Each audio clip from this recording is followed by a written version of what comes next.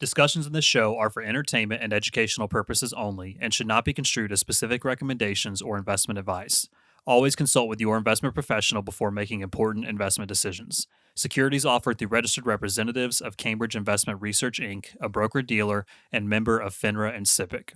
Advisory services through Cambridge Investment Research Advisors, Inc., a registered investment advisor. Cambridge and neither SmartPro Financial nor Bridgeway Wealth are affiliated.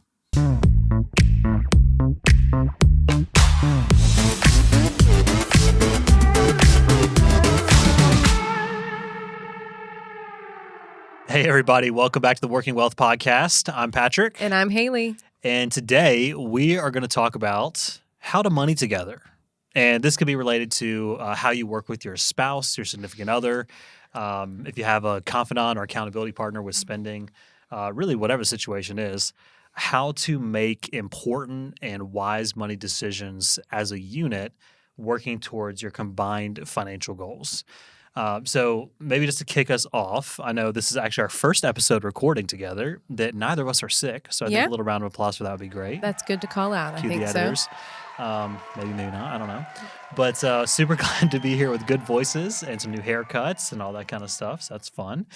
But just thinking about how we actually money together. The reason why this is so important is because, and we've said this before, like the way that you manage the margin in your life, specifically talking about money here today, of course, but the way you manage the margin being the excess you have left over after necessities, or even just how you choose what necessities to spend money on, is going to be the number one indicator of how close you're going to be able to succeed at your personal financial goals.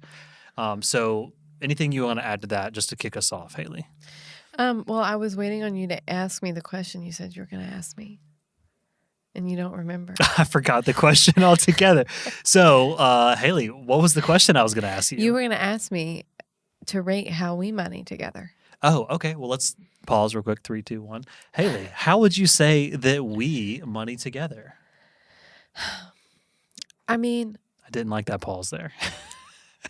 Okay, well, first of all, I'm having to come up with my own scale in my head. So, like, now That is important. So, that's a good thing. Yeah. How you measure metrics, because every statistic is made up on the spot, right? Right. But how you measure that is really important. I feel like I'm going to give us a 9.6. Out of what?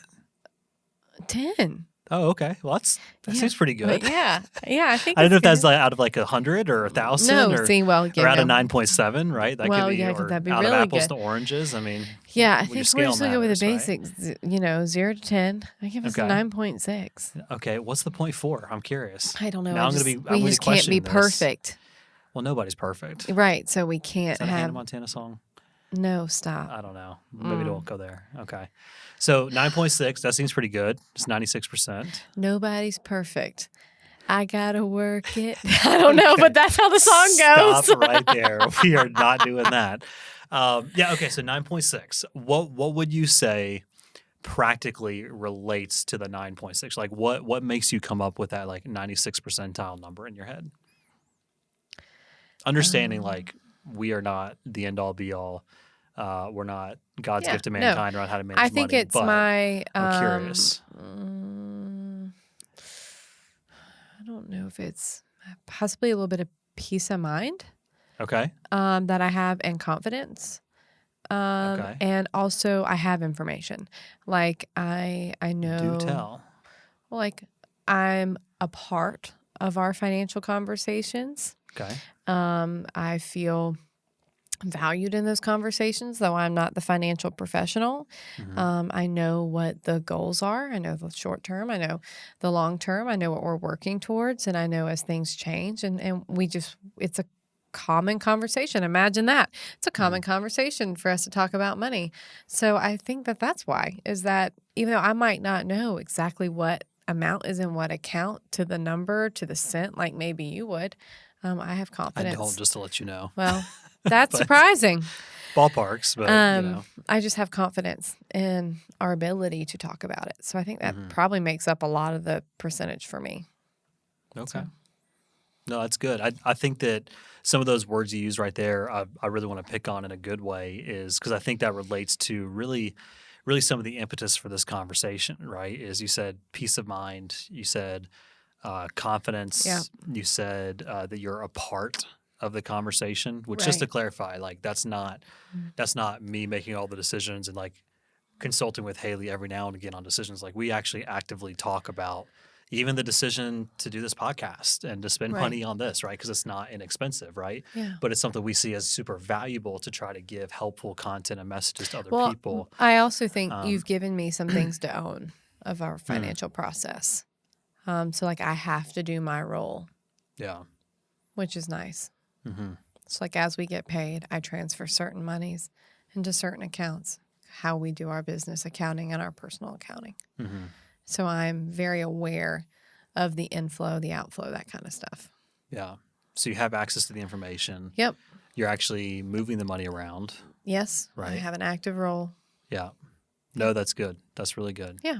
So taking it maybe like higher level, right? So we're talking about how we money together, how to money together successfully, right? Because and saying, we're not perfect by any stretch. No. No one is perfect, like the No. song says. Point four.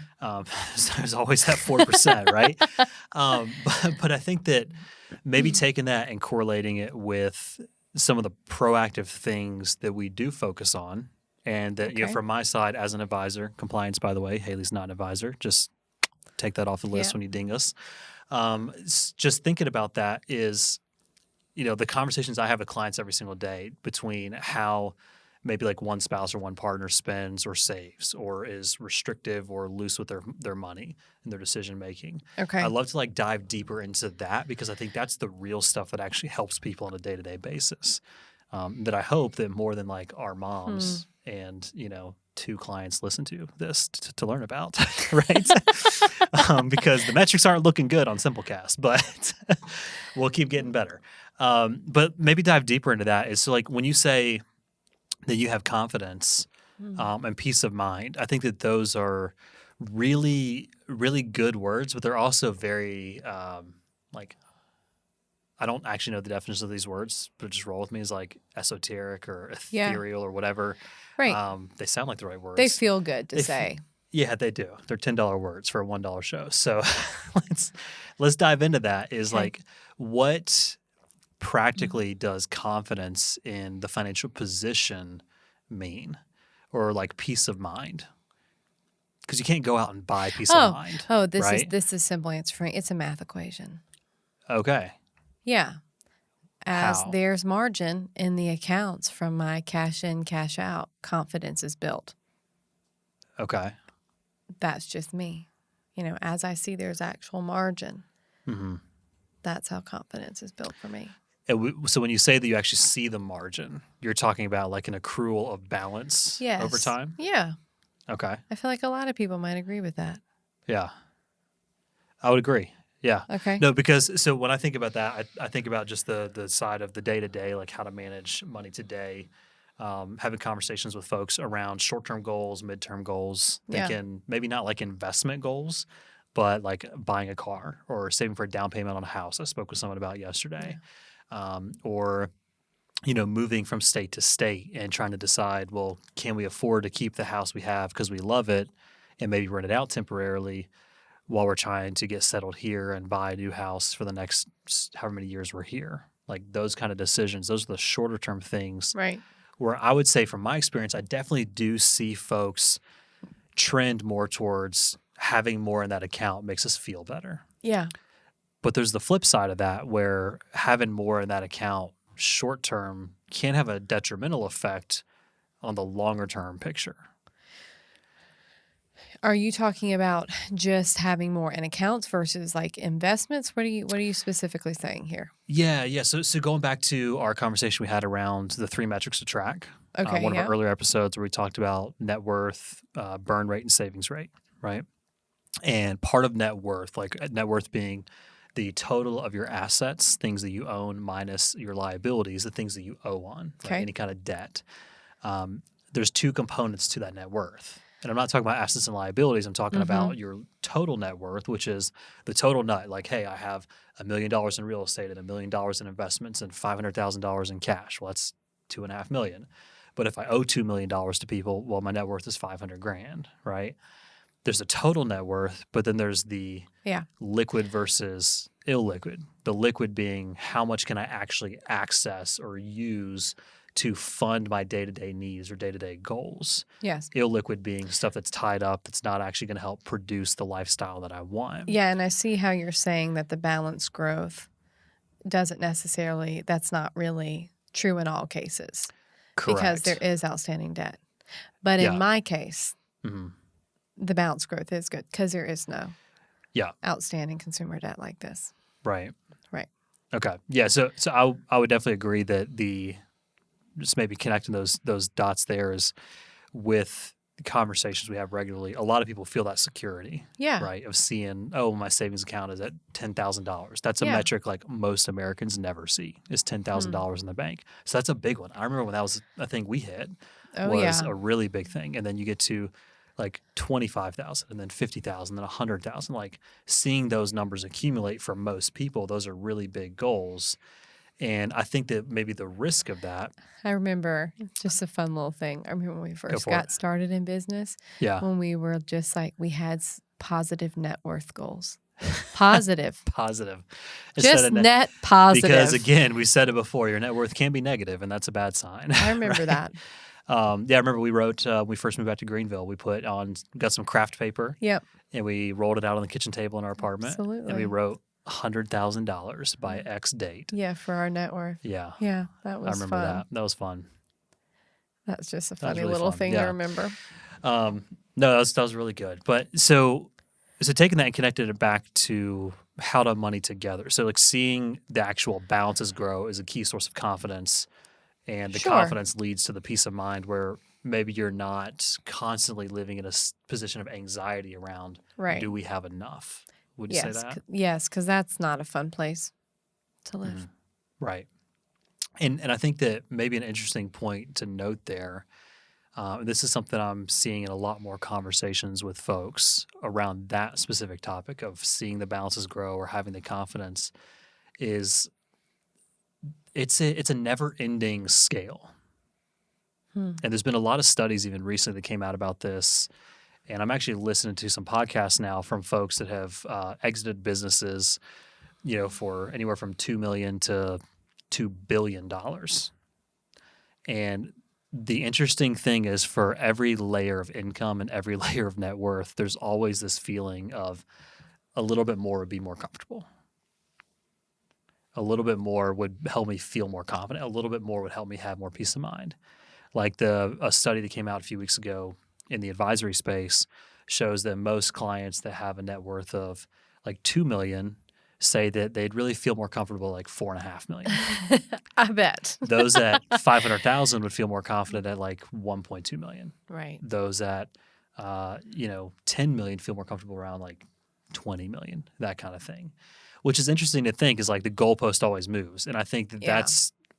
that's really, well, we could spend a long time talking about that, but the fact that the goalpost does move shouldn't be just we put that out there and then move on. That should actually be an indicator to dive deeper, which comes back to the conversation around how do you money together, Right. right? So as we're thinking about building confidence and building peace of mind, you mentioned that being a party to the conversations Yeah. or having an active role in the decision making and the actual movement of money has helped out. Yeah, for right? sure. Because I feel like a lot of times when you do talk with people, or even as you're talking just with friends, there's the one person in the family who is more prone to being interested in the financial stuff. And then there's the one who, oh, I just asked so and so, or so and so says it's okay, it's fine. Oh, I don't really look at that stuff. Mhm. And I honestly, it could be really easy for me to say that because why not? You do look at that stuff, and you're pretty good at looking at that stuff. You help people do this stuff for a living. But I've just found that super vital for me to be involved and for me to know. So, yeah, I mean, that's been largely helpful. Yeah, that's a good thing to bring up too. Is so going back to our Dave Ramsey ties and our roots there. Yeah. Dave talks about all the time the fact that in every marriage, Right. You have two different parties, right? You There's the have the nerd. nerd and then the free spirit. Yes, and I remember when we took those assessments to figure out who was the nerd and who Yeah. was the free spirit. You were the nerdiest of nerds, Mm-hmm. and I was the nerdiest free spirit. So I was just on the cusp of Mm-hmm. being a nerd, which does make sense for those of us, those people actually know us. So, Yeah. but yeah, I mean, I remember that. I'll never forget that. I was like, Mm-hmm. oh, that's why that works. Yeah. Got it. Right.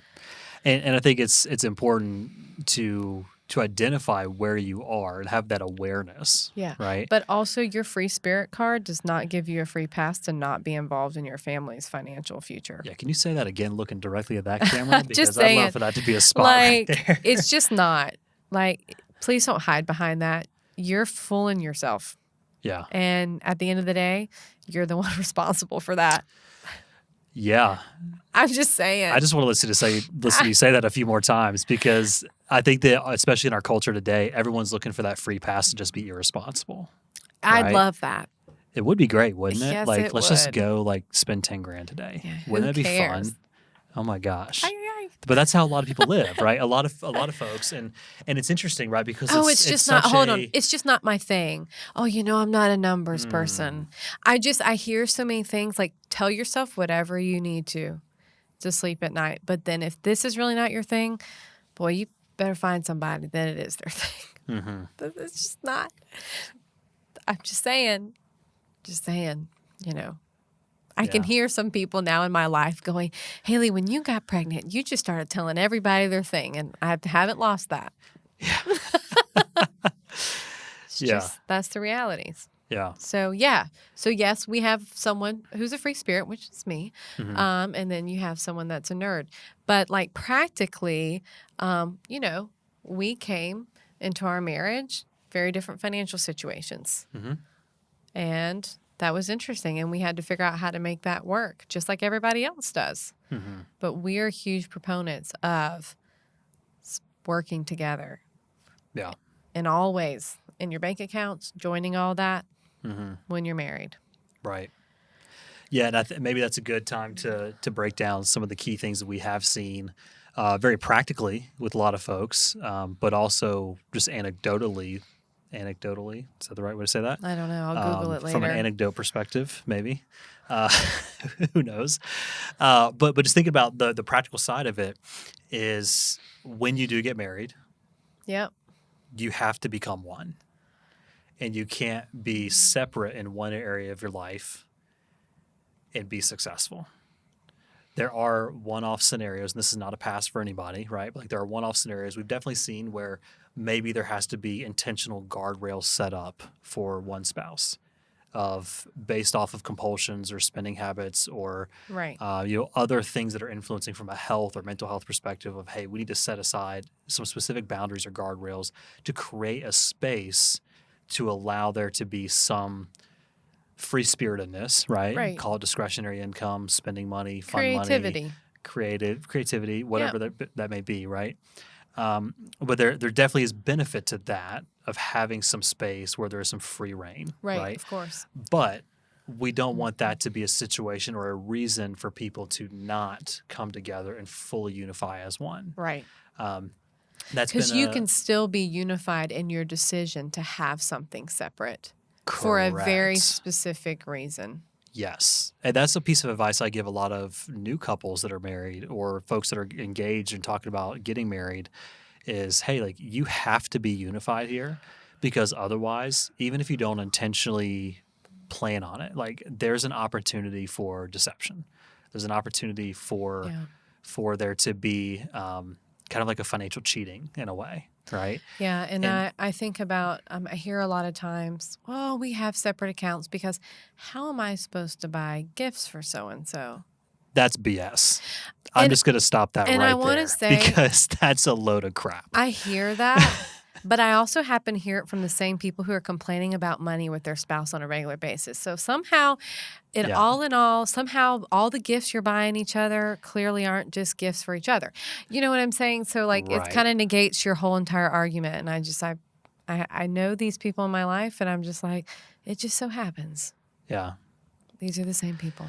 Right. And I think I'm really glad you brought that up, actually, because everybody's looking for an And I excuse can't to be even their own and thing and do their own thing. also women, if you're not having to tell your husband what to get you exactly, I mean, heck, you're pretty much picking your gift out. Doesn't matter if it comes from someone else's card or not. I pick out all my gifts. Yeah. I can't be the only woman picking out their gifts. No, I think that's more of a trend, right? And I'm not going to feel bad about that. No, but I'm because just I'd rather you get laughing. what you want, right? Practically. But no, I think that is a really good thing. It's a really good it's a good point to really stress there is, again, we all look for excuses to not do the hard be thing and not, independent. yeah, of course. Yeah, and I think that's where there's the reality of every aspect of our lives, especially in our money, especially in our health, especially in our relationships, especially in our faith, especially in our career. Like Yeah. it's so easy to just take the passive route and avoid the hard discussions, to avoid a little bit of friction, to avoid a little bit of maybe fear and shame and angst, or like whatever the negative emotion that you're wanting to try to avoid. You have to dig deep into that, right? It's like if it's the first time you're doing budgeting with your spouse or your soon-to-be spouse, Yeah. you have to be intentional and proactive to sit down and just address the elephant, right? And I'll say again, I've said it before, is like when you're first going through that budget and you're looking at the numbers, Amazon's not a category, right? That's a cop out, right? Because there's no accountability there. Boy, I do love Amazon. It's pretty great. It's Yeah. super convenient for baby stuff and all I that. have but recently, because our child's now 11 months old as we're recording. Gosh, motherhood before Amazon must have been a lot harder. yeah, maybe. Or it could just be all the marketing and all the That's extra stuff that true. people are telling you got to have, right? Yeah. But there is a reality there of you have to dig into the difficulty to come to an agreed upon standard of what it should be.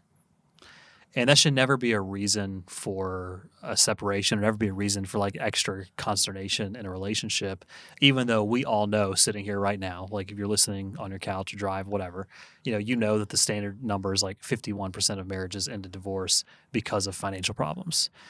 Well, that might be a true statement. I don't know, right? That might be the numbers today. But the reality is it doesn't have to be that. Yeah, I did And- some Googling just last night when we were talking about this. Yeah. Just like a really generic, like how many marriages end in divorce because of money specifically. So more marriages obviously end in divorce for all sorts of things. But it said constantly, I kept saying 20% to 41% of all divorces are caused by money. Which I wonder is that like a checkbox you have to put I don't on the know. application? How Like, do you I'm get wondering, that yeah. information? Oh, excuse Right. me. Before you leave the courthouse, can you please tell us, Yeah. is it A, B, C, Right. D, E, all the above? Yeah. And I mean, having worked with several folks going through divorce, like I've definitely seen some of that written like in divorce decrees and like the Oh. court documents. Not specifically like this person was bad with money, but like there's always some kind of issue where it becomes this This person this stopped at Starbucks conversation. too many times. Right. But it becomes a thing, right, where money becomes so contentious. Like, one person stayed at home, taking for the kids, raising the family, the other person worked. And that could be either gender. It doesn't matter, Yeah. right? But I want to just kind of call that out maybe a little bit more and say it's not necessarily that money is the cause of that. It's your willingness and ability to communicate well about real things in life, money being the primary symptom in those cases. That's probably the bigger issue there. So we think about like how to deal with money or how we like money together. Yeah. I think we do it pretty well, but that's not just because like I'm a nerdy nerd and you're like a nerdy free spirit person. It's more so because we intentionally focus on good communication together that Yeah, leads to us being able to talk about I money was in a going more to say maybe productive we should way. talk practically how we kind of handle money Yeah. in our house. I mean, here's one thing, and I know there's going to be plenty of people who think that this is crazy, like for me, but like very rarely do I purchase something and you not know about it. Like ahead of time. Is that what you mean? Because I mean, I know about all of it because I look at the budget, right? Well, yeah. But Yeah. I mean, yeah, well, what's the point? But like I've heard of and know like people are like, oh, like I just like to go out shopping. Oh, I just don't tell my husband about it. yeah. Well, that's not a luxury I have. I mean, that's not a luxury Well, either, but it's yeah, just but like, I'm like, yeah, well, he does every dollar, you know, he's going to yeah, be asking me to categorize these expenses anyway. yeah, But no, I know, and some people are like, well, my husband and I, we will discuss anything over $100 or mhm. anything over $50 or whatever that number is. But I have a really hard time. It's actually a joke a little bit around our house, isn't it? That I have a hard time sometimes pulling the trigger to spend the money. Oh my gosh, just buy the new onesies for the child, please. Yeah. Yes, spend that money, please. Sometimes I Yeah. struggle, No, it's ironic though. I think because I'm the more nerdy nerd, I'll but go spend money for myself in a heartbeat, that is the which is funniest thing ironic. in our household But is our spending, personal spending. personal spending Yeah. dynamic. Right. I am the withholder. Yeah. It's so funny. Yeah. I think friends who listen to this will be like, what? Yeah. Yeah, That's fine. absolutely. Ask us about it. I'd love to talk about it. I'm I much more love to cautious. talk about this with everybody. It's great. Yeah, no, that is interesting. But so thinking practically, we definitely talk about expenses, and we're talking about maybe taking a trip later this year, beginning of next year. We are. And what the And conversations are, okay, so if we take this trip, what's the opportunity cost? yeah, Because if we say yes to this, what are we saying no to?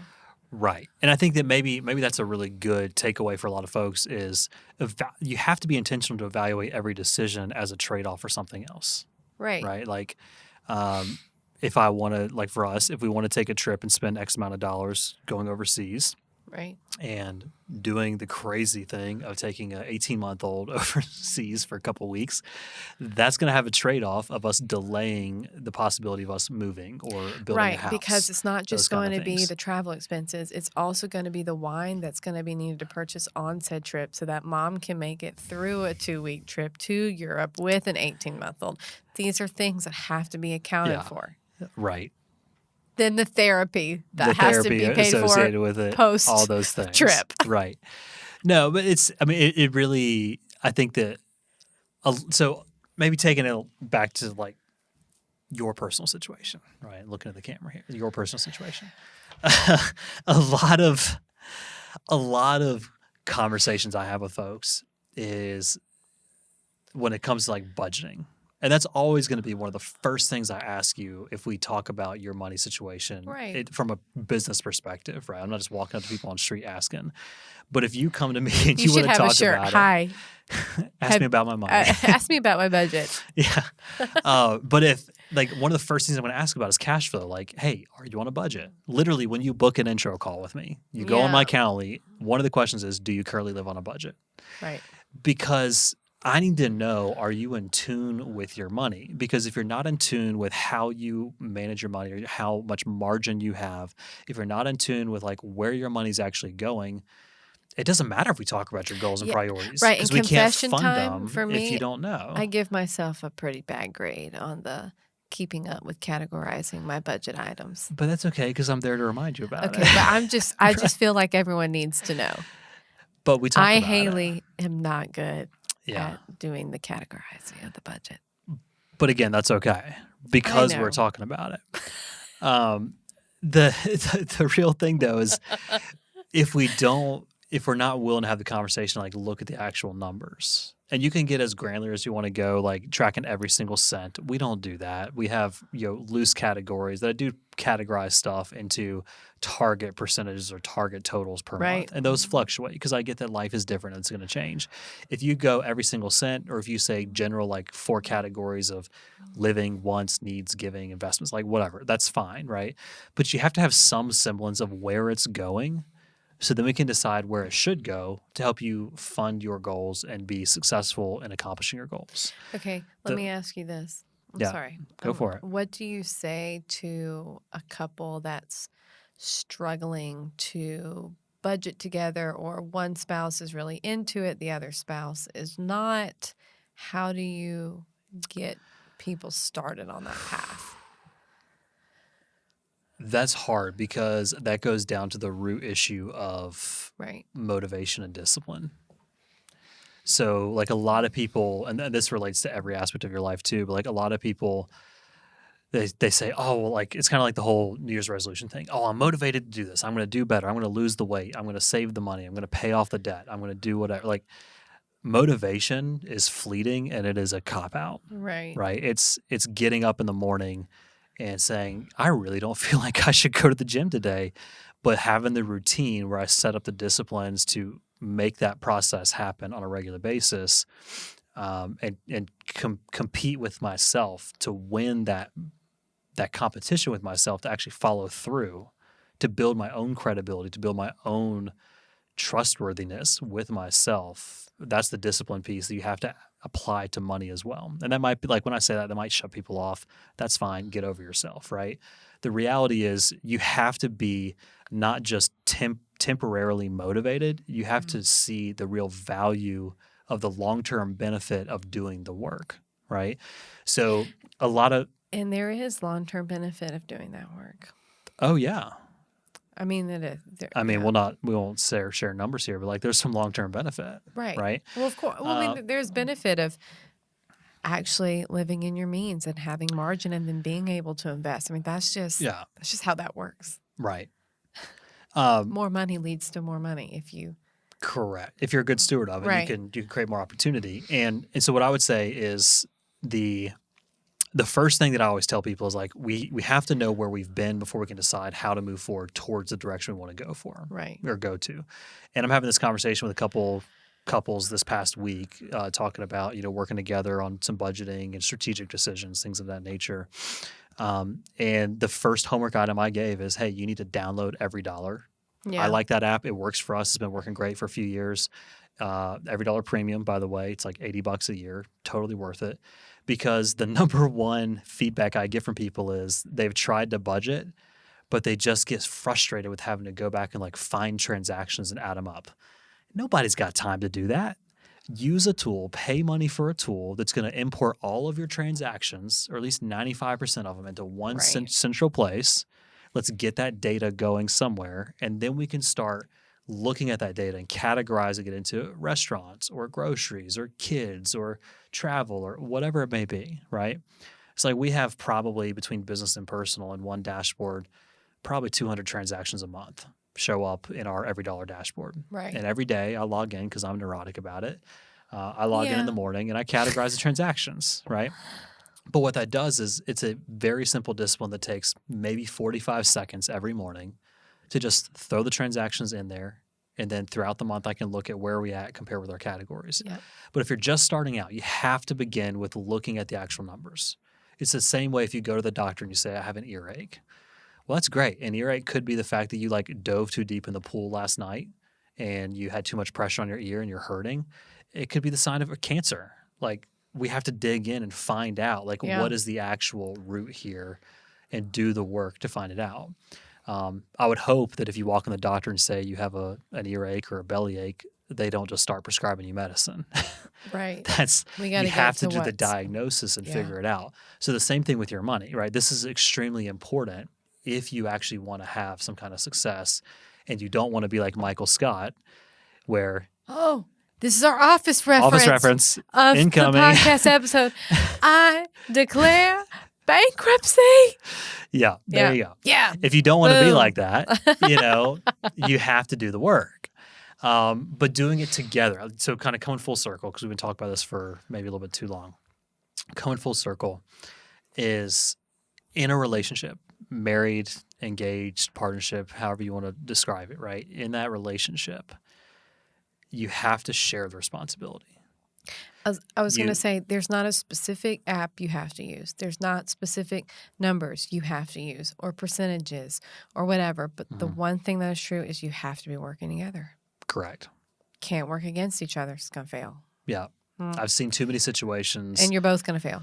Yeah, and it's the whole ship goes down. It's not Right. just one of you; it's the whole Yeah. ship. And I've seen so many situations where people, it is like So my background's engineering before I changed careers and got into financial planning, which is really just money engineering with people involved, right? Right. It's just problem solving.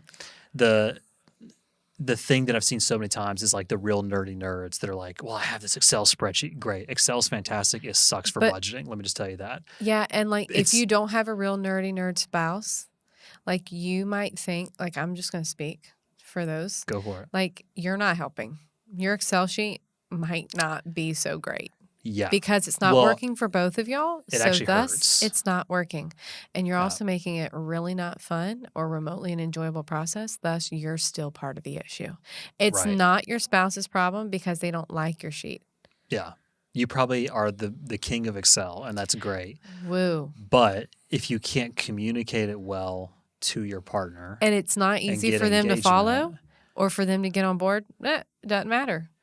You just spend right? a whole lot of time for nothing. It's self-aggrandizing is what it is. I know. I Yeah. have definitely come across those people. Yeah. And It's I'm not me, thinking, is it? no, Okay. I'm thinking, I don't want your sheet either. Right. I'm the nerdiest of free spirits. Right. Yeah, no, so I mean, so that's really the key thing is like you have to have a method or a medium that allows you guys to communicate successfully around the goal. And if that starts out like if you're just now doing this and you don't want to spend the money on a tool to pull stuff Yeah. in, step one, hey, let's just pull up your credit card or bank statements for the past 30 days and print them out. Or like grab a piece of paper with a pencil, not a pen, a pencil, because you're going to make mistakes. Right. And just write down what the transactions are and put a rough category next to it. And then add up the numbers for every category. I hope the amount of money that came in minus the amount of money going out leaves you at zero or positive number. Right. If it's a negative number, that means you're spending more than you're making. And that's your first indicator there's a problem, right? That's why one question I'll ask people if they don't have a budget is, well, when you look at your bank accounts every month, are you seeing the balance grow, decline, or stay the same? Yeah. That gives me a very quick indicator right there of where we at money-wise. But if you're just starting out and you don't like you need to know where to go, start there and look at the Yeah. reality of the numbers, right? For me, health-wise, I was my heaviest ever in my life right when our son was born. When I was my When heaviest. you were your heaviest. Isn't Yes. that ironic, right? See, always So, together. Always.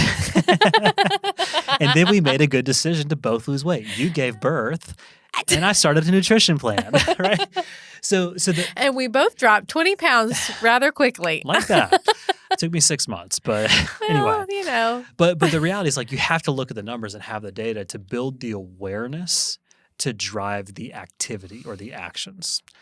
And I think that's the real key, right? Yeah. Is like to money successful together is to find a way to have the awareness to look at the numbers realistically and then communicate well to make proactive decisions to get towards your goals. Yeah. Even if that long-term goal isn't fully defined, just knowing we need to make progress of like, we got to stop losing money. We got to stop spending money that we don't need to spend, Yeah. spending on Amazon or at Costco or Etsy or whatever, like just for the sake of feeling the satisfaction of swiping the card physically or virtually. Yeah. Like that's a problem. We need to fix that. But we have to look at the numbers to see what is the actual reality of where it's going to influence the change going forward. For me, seeing I was at 265 when our son was born, I was, wow, never been there before. That was the thing that made me realize, I got to change. Like I got to make Right. some differences, right? But I think that maybe that's a big takeaway. Yeah. And so, I mean, could- one thing to conclude is that, this journey is going to look different for everybody because Mhm. everybody is different and everybody's marriage is going to be different. But, starting somewhere and knowing that to some degree working together, have to be Mhm. working together. That, I see sometimes people are like, well, this isn't really 50-50. Well, His life. if you've been married or been alive for any kind of amount of time, like very rarely is anything 50-50. Mhm. Things don't have to be 50-50. It just needs to be fair. You know what I mean? And it needs to be like sometimes I'm not having a great day and you're 80 and Yeah. I might be 20, but it's still working together. Yeah. So you get to the 100%. Yeah. There's a difference in equality and equity. Yeah. Equality is everyone's the same. Equity is everybody does their part, Right. right? Yeah. So it could look different, but the Mhm. working together, that never goes away. That's right. So yeah, Awesome. Well, maybe just to close us out for this one, because I think this is a bit of a more meaty topic sure. that's fun for me to talk about. Uh-oh, you gonna ask me a Um, question? no, I wasn't going to ask you a question, Okay, but I would say I got like, nervous. I would say if this is a thing that you're dealing with or a thing you're wanting to do better at, like very realistically, start with simple activity. You got to start by looking at the numbers. Got to start by having a realistic conversation Yeah. around what are we shooting for? Like, are we just flailing around in the dark, not really knowing where we're going, or do we have a goal of wanting to travel, or wanting to buy a rental, or wanting to just get to $10,000 in savings? Right, that most Americans don't have, never have had. Right, whatever that is, we got to Yeah. start there and just make that the goal over the next 90 days. Everybody overestimates what they can do in the next year. They underestimate what they can do in the next 10 years. Mm. So let's focus on these next 90 days and be very intentional and specific with making some real progress towards your personal goals. Yeah. Well, that's perfect. All right. Thanks Okay. so much. Thanks so much, guys, and we'll see you next time.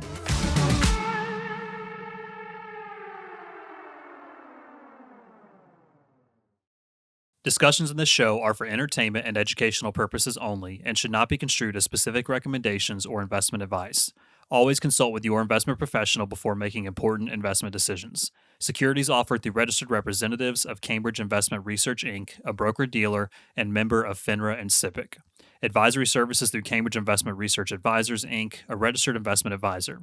Cambridge and neither SmartPro Financial nor Bridgeway Wealth are affiliated.